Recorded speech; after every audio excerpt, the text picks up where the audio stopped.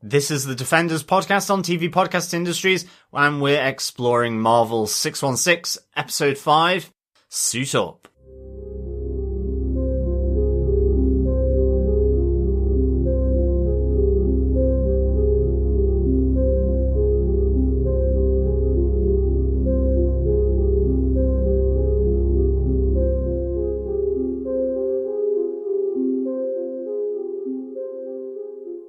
Welcome back, fellow Defenders. We are looking at the documentary series Marvel 616, and we are on to episode 5, Suit Up.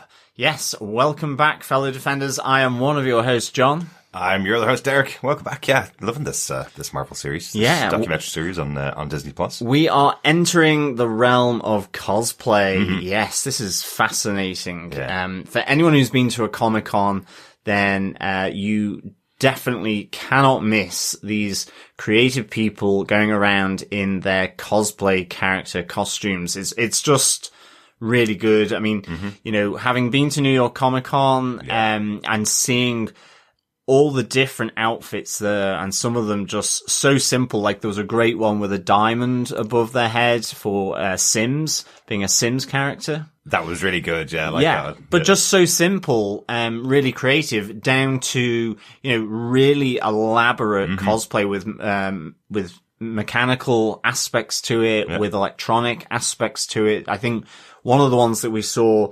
was the Prince TV head from Prince Robot from Saga, yeah. Prince Robot from Saga, and that was again just so phenomenally good. Yeah, with a working TV on his head, it was amazing to see. But yeah, this was definitely bringing back a lot of memories for New York Comic Con. You know, this entire year of 2020, no Comic Cons, no events where people could actually go off and show off their cosplay. And seeing the footage from New York Comic Con, it must have been 2019 when they filmed a lot of this, just brought back a lot of memories of how cool that convention was and how much work people put into this weekend. You know, for each of the people in this episode, you can see how important it is for them when they get this big kind of showcase for themselves at these kind of events. It was a really, really interesting one. Yeah, definitely. But this is our 5th episode of our bite-sized coverage of the Marvel 616 anthology documentary series that is over on Disney Plus right now that you can go and check out. So again, as we've said previously, you know, you can watch this series or pop in and out of those episodes that maybe just spark your interest, and follow along here, to see, what our thoughts were in our little bite-sized, look at the 616 anthology series. Of course, please, in preparation for WandaVision, in January of this year now, 15th of January, you can head on over to subscribe to our podcast at tvpodcastindustries.com. We are on Apple Podcasts, Google Podcasts, Spotify, but you can just search any good or evil podcast catcher of your choice and just search TV Podcast Industries.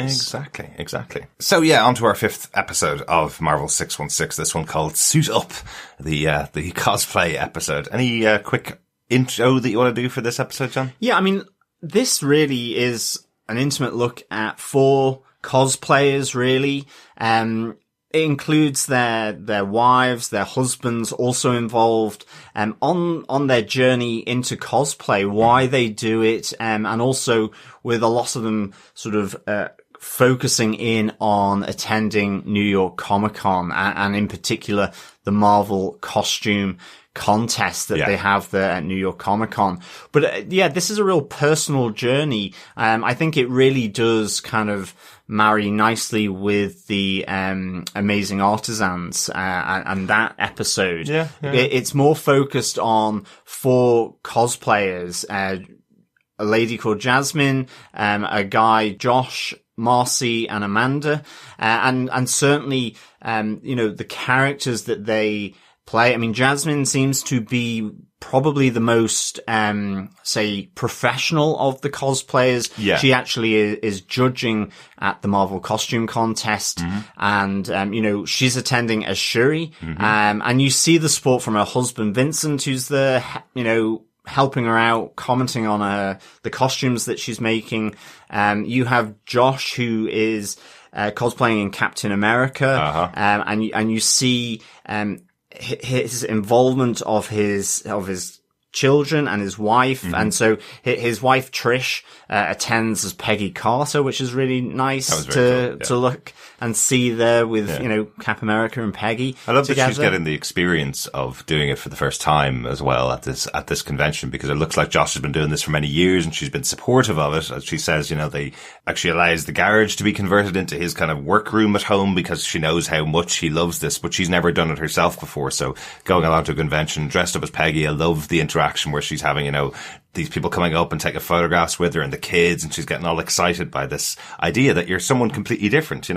She's got to go and, we haven't moved 5 feet since we got here because everybody's coming up and wants to take a photograph with them, which is the benefit or the pleasure of being a good cosplayer. Exactly. And actually that, that experience of it, the one real sense I think that I get from the 4 cosplayers here in this documentary is that, and there's many reasons why people cosplay, but I think from these 4, it's a sense that it's a personal journey, an inner journey where in the main, a lot of them talk about confidence and being shy that in dressing up, in being creative and talented to do the sewing, design the costumes, it's their way into the comic world. It's based off the comics they like or the characters that they like. And in some ways that reflects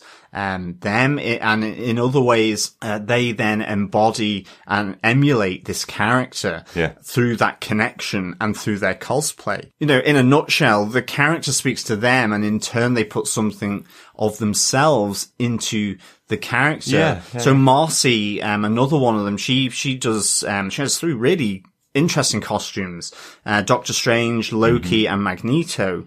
And she would say she is, she doesn't identify as male or female. And so the costumes that she have this very neutral kind of look to them, but they're very, very cool. I thought the Magneto one was really awesome. I love the attention to detail that you see in cosplayers specifically, and it's all the good cosplayers have it. But you see with Marcy that they're going around the garment district of New York, very close by to where they live, and they're basically saying if I didn't live in a city like New York, I wouldn't have access to all of these amazing materials. And because I do, it makes me a little more choosy, really. I love that from Marcy, where they're kind of going, I'm looking for the exact right, cape that I need for my Doctor Strange cosplay. And it has the two-sided, exactly like you would have back in the 60s in the original Steve Ditko version of Doctor Strange. That was really cool. It is really good. And for Moon Knight fans, this episode opens up with one of the 4th and final cosplayer, Amanda, with her Moon Knight costume. And really again, cool. I think Amanda's is the one where, that connection. I think, Josh's connection to Captain America is because he exudes confidence, but comes from a shy place. And he talks about being shy. I think with Amanda, she talks about how she was diagnosed later on with autism, and the fact that you have this comic character, in Moon Knight that has the dissociative identity disorder, that was what connected to her.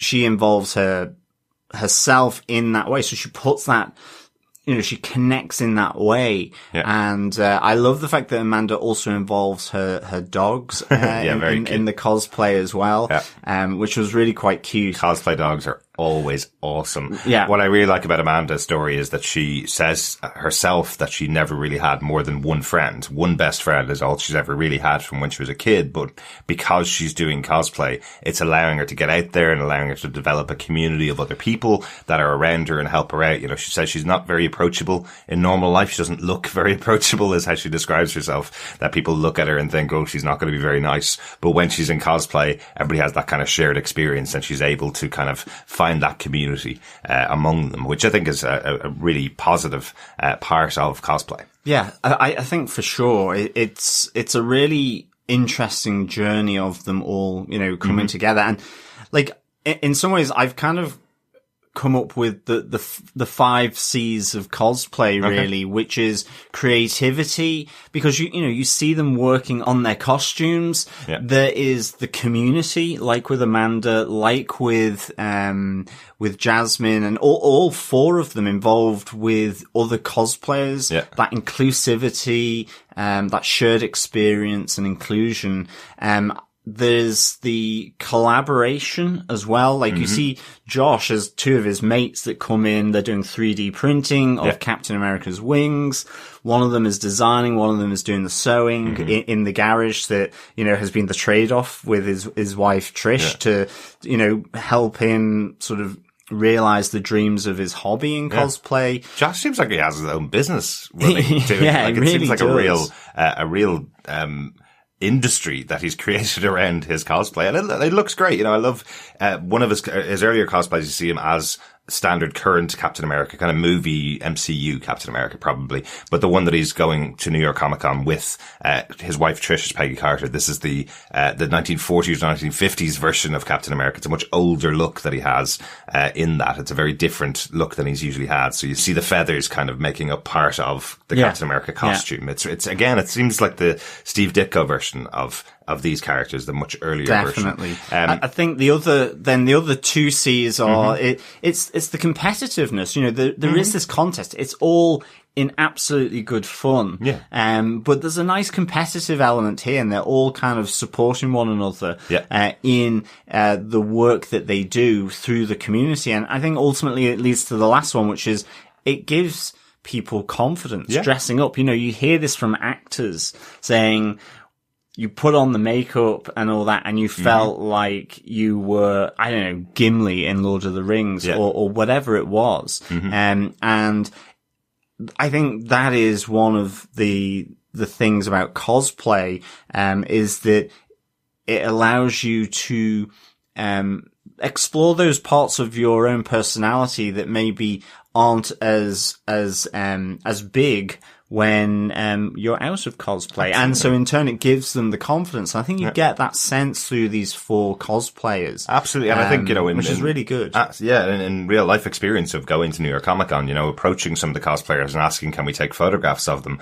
I love the different change in the pose that you get from a cosplayer once you ask, can I take a photograph with him? They have a moment to kind of steady themselves and get into the posture that they want to share. It's just so interesting seeing them become the character. And it absolutely, if you've never been lucky enough to get the chance to go to one of the big conventions, it is one of the extra special parts about a big convention like New York Comic Con, San Diego Comic Con particularly. But even in the UK and Ireland, we have got really good cosplayers here that embody the characters at the conventions, but it's something extra. It's not put on by the people who run the convention. They usually do some kind of contest at some point over the weekend, but throughout the weekend that you're there, you'll encounter these people dressed in these amazing costumes, spent months getting together, and they really enjoy sharing that with people. Yeah, and you get the different flavors. In the UK, you do have Doctor Who a lot more. Yeah. You have, although we did see all 13 Doctors at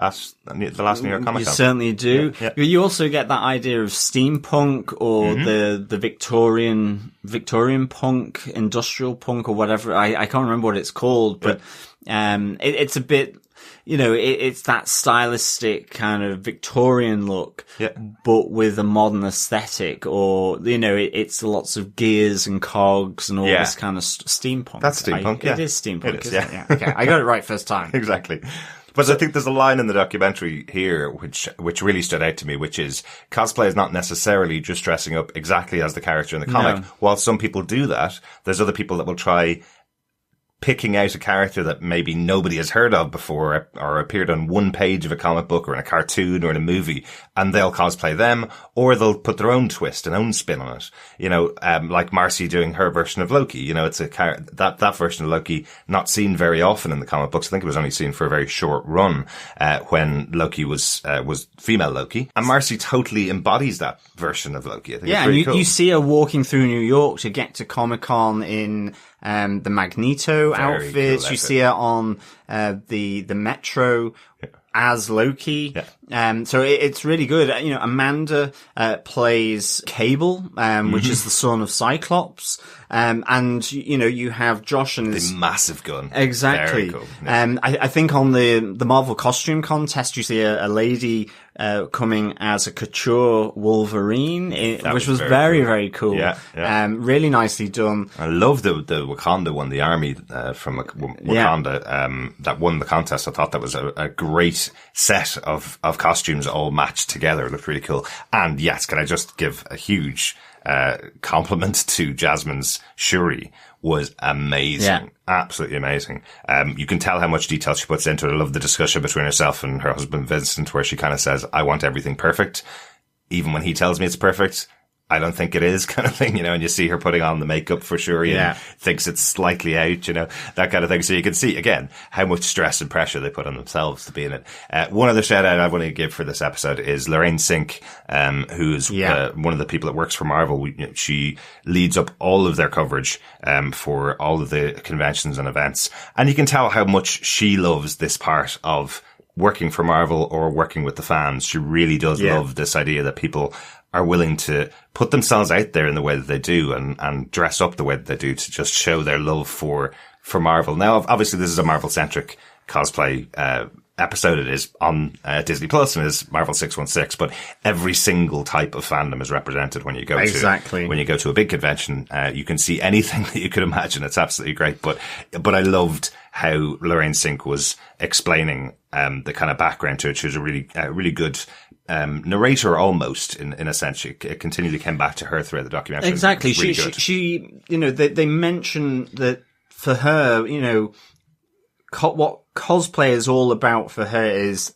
in quotes, I belong. That there is that sense of shared experience, inclusivity, and togetherness, to, you know, and an acceptance and inclusion, whether that's from an artistic point of view around the cosplay or whether how they meet people with, you know, same backgrounds and they connect along there. I mean, for me, you know, I love seeing the cosplay in Comic-Con. So this was really good. And I think there's a real appreciation of the craft of cosplay here, which was, really good to see. So I mean, for me, definitely recommend this. I think if you enjoy cosplay at Comic-Cons, you enjoy seeing that, or you do it yourself, this is one to really just sort of have a delve into, and follow, this fairly personal, intimate, for cosplayers, on their journey to New York Comic Con. Yeah, it's really, really good and great. And, you know, again, after a year where we couldn't get out to conventions, it seemed like a different world watching this with what's again, I remember when we were at New York Comic Con, they announced the attendance for the weekend. So it starts on Thursday and ends on Sunday, and the attendance is something like 350,000 people over the course of those 3.5 days. So each of the main days, 100,000 people are in this venue at the same time. And you can feel it some of the days. You really sense how packed it is. Yeah. You really do. Yeah. But cool to see it on screen since we can't actually get out to those conventions. One last thing I guess to ask, John, what was your favourite of the cosplays that you saw in there? Is there one that stood out to you that went, I'd love to see that in the real world, or one that stood out to you as your favourite? I really liked Magneto by Rossi. Look, I think Jasmine was phenomenal. She had Rogue as well as Shuri. Yeah. And you can really tell she's at the top of her game. But I loved all of them, to be honest, because I think they all brought something different. You know, Josh has involved his wife with Peggy Carter, and they you know, both from that sort of World War II era. You had Amanda with electronics as Cable, doing the metal arm, and had this amazing kind of eyelash that was electronic that lit up. It was really very cool. I think Marcy's was kind of she did the clean look, and I thought for Magneto that really sort of worked for that character in terms of how he's drawn. I think with Marcy's you could absolutely see that they could walk down the street dressed like this because it looks tailored. It looks like a great work that she's done on the Exactly, actual costumes themselves, whereas some of the other ones do look like costumes, and there's nothing wrong with that at all. But for me, I do think that Jasmine Shuri was fabulous. You can see it came directly from the cover of the Black Panther issue where Shuri takes over as Black Panther. So it looked absolutely pristine, really, really good. But overall, absolutely loved all the work that these wonderful cosplayers did, and really enjoyed seeing New York Comic Con again. To be honest. Yeah, absolutely. Thanks so much, fellow Defenders, for joining us for our little niblet of episode 5 Suit Up of Marvel 616. We will be back for episode 6 entitled Unboxed, where we're looking at toys. Yes, thanks so much for joining us for this discussion about Marvel 616 episode 5. I really enjoyed these discussions about the documentaries as we lead up to WandaVision on January 15th. Yeah, definitely. Cannot wait for WandaVision. Didn't see any WandaVision cosplay, but, you know, I guess that may change. I'm sure there was some there at the event that they were covering. Yeah. Thanks so much, fellow Defenders. It's great having a chit chat with you. And of course, remember, keep watching, keep listening, and keep defending. Bye. Bye.